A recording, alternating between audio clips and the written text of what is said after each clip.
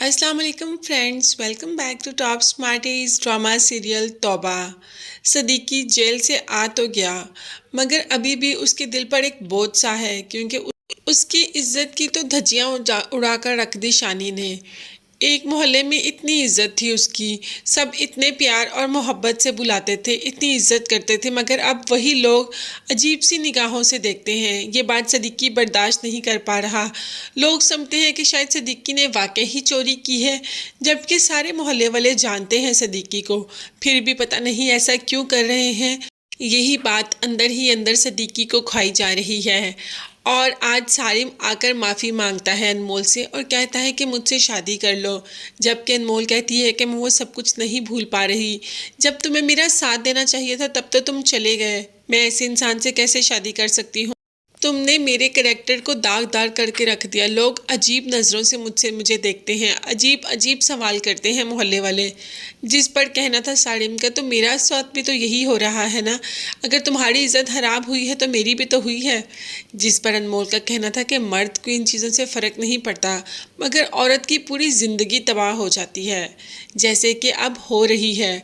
सदीकी साहब ना चाहते हुए भी शानी को घर बुला लेता है और उससे टाइम लेता है और उसके साथ डील कर लेता है कि जब तक मैं अपनी बेटी अनमोल की शादी नहीं करूँगा तब तक मैं ये घर छोड़कर नहीं जाऊँगा। वैसे घर के सारे पेपर्स तैयार करके साइन कर देता है और बहुत ही बुझे हुए दिल के साथ। शानी तो आज बहुत ज़्यादा खुश है, जो उसने चाहा वो उसने पा लिया। तो क्या एंड तक शानी इस पर कायम भी रह पाएगा? एंड तक सदीकी अपना घर इसको दे देगा? क्योंकि सदीकी ने कुछ महीनों की मोहलत मांगी है, जब तक वो अनमोल की शादी नहीं कर लेता।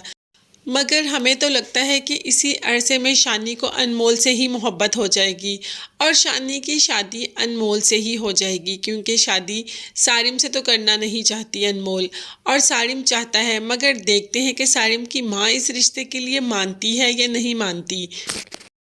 बाप रोते गिड़गिड़ाते अपने बेटियों को सब कुछ बता देता है कि मैंने ये घर तब भी नहीं बेचा जब तुम लोगों की माँ इतनी बीमार थी।